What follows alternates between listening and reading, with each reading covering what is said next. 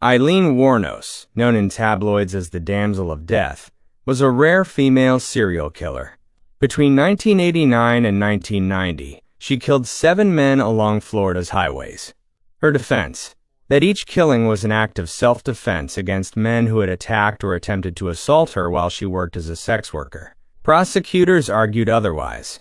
The jury agreed. Before her execution by lethal injection on October 9, 2002, Wuornos declined a special last meal. She asked only for a cup of coffee. Her final words have been quoted and analyzed ever since. "I'm sailing with the Rock, and I'll be back like Independence Day, with Jesus June 6th, like the movie Big Mothership and all." Cryptic, chaotic, and in keeping with every public statement she had made in the years prior.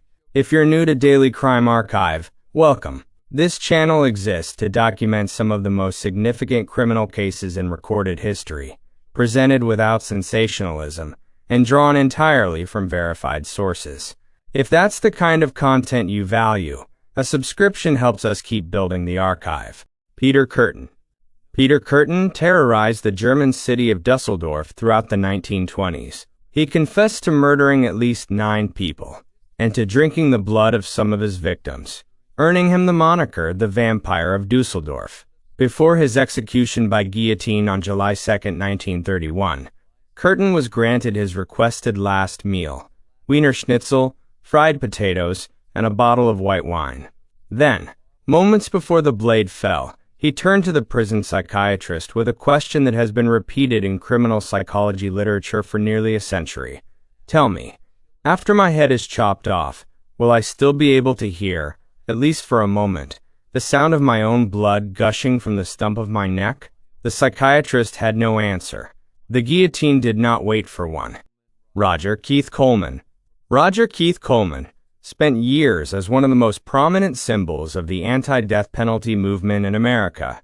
Convicted of raping and murdering his sister-in-law in 1981, Coleman and his supporters maintained for over a decade that the evidence was insufficient, that the state was about to execute an innocent man. On May 20, 1992, as he was strapped into the electric chair, Coleman delivered his final statement with quiet conviction: "An innocent man is going to be murdered tonight." Years later, post-conviction DNA testing was conducted. The results confirmed his guilt. Nannie Doss. She was known publicly as the Giggling Granny. The nickname fit. Nannie Doss was a soft-spoken, cheerful woman who poisoned 11 people over the course of roughly 3 decades, including 4 husbands, 2 children, her mother, and a sister, typically for insurance money. Doss was sentenced to life in prison in 1955 and died of leukemia in 1965, never facing execution. During her confession, she reportedly laughed as she described her crimes. When asked why she had killed so many husbands, she smiled and said, "I was just looking for the perfect mate." Her version of perfect involved arsenic. Carl Panzram. Carl Panzram described himself as a monster, and by every measurable account, he was accurate. A self-confessed serial killer, rapist, arsonist, and burglar, Panzram claimed responsibility for 21 murders. He expressed contempt for humanity with a consistency that never wavered, not even at the end.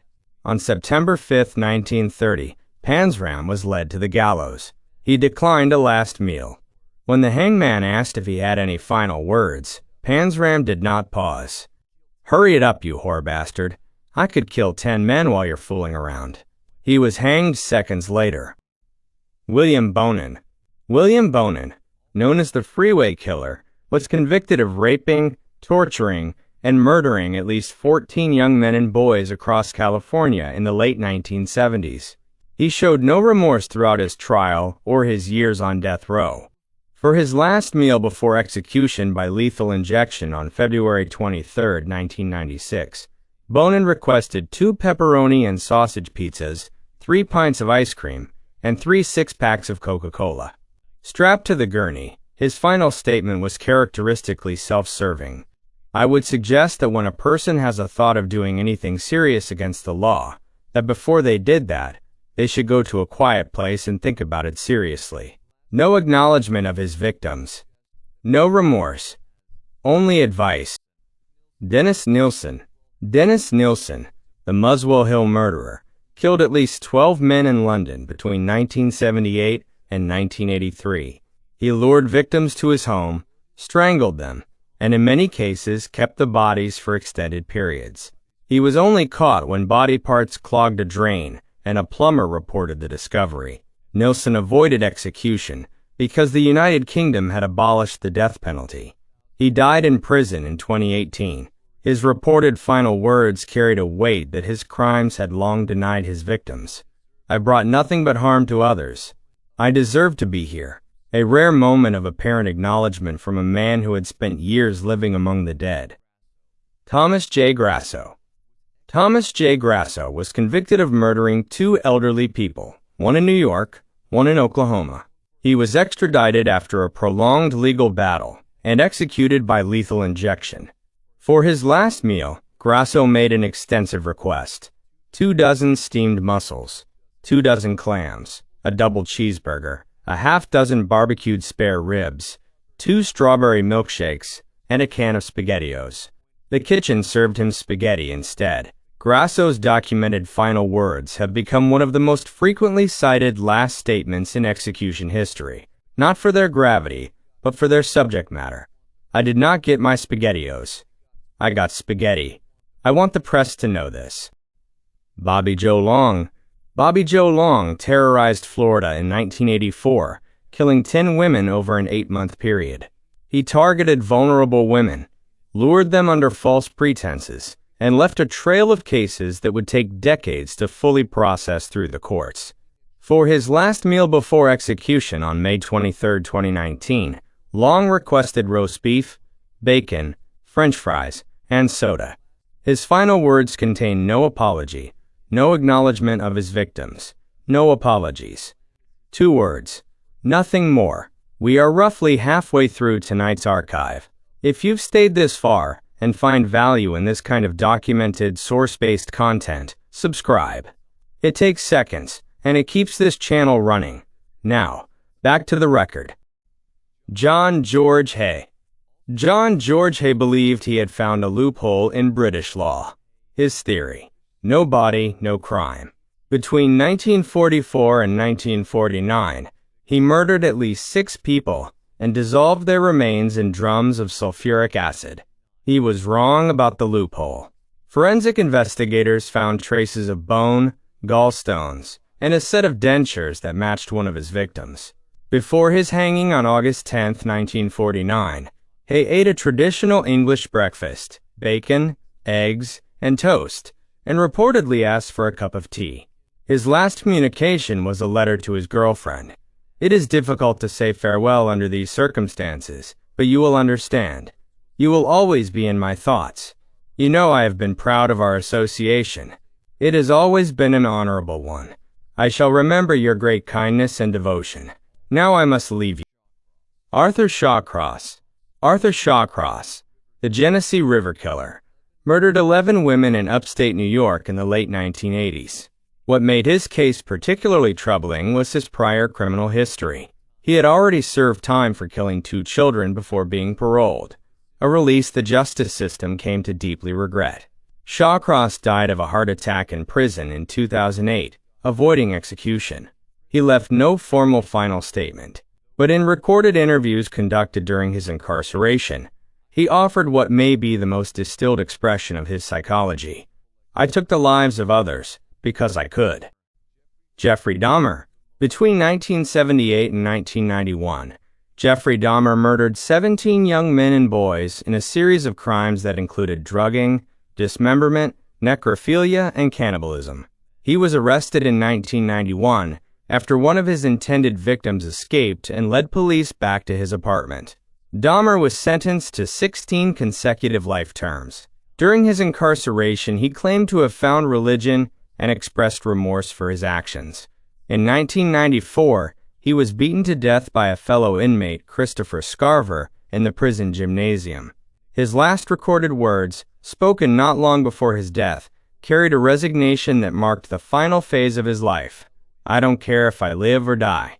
Go ahead and kill me." Ted Bundy. Ted Bundy confessed to murdering over 30 young women between 1974 and 1978, though investigators believe the actual number may be higher. He was methodical, charming, and utterly without conscience, using ruses and manufactured helplessness to lure victims before killing them. Bundy declined a special last meal before his execution at Florida State Prison on January 24, 1989. He received the standard prison breakfast: steak, eggs, hash browns, and toast. Strapped into the electric chair, his final words were, "I'd like you to give my love to my family and friends." From a man who had shown none of that love to the families he destroyed. Timothy McVeigh. On April 19, 1995, Timothy McVeigh detonated a truck bomb outside the Alfred P. Murrah Federal Building in Oklahoma City. 168 people were killed, including 19 children. Hundreds more were injured. It remains the deadliest domestic terrorist attack in United States history. McVeigh expressed no remorse. Before his execution by lethal injection on June 11, 2001, he ate 2 pints of mint chocolate chip ice cream. His final written statement, read to the witnesses at his execution, was not his own words. He borrowed from the poem Invictus. "I am the master of my fate. I am the captain of my soul." He believed that until the end.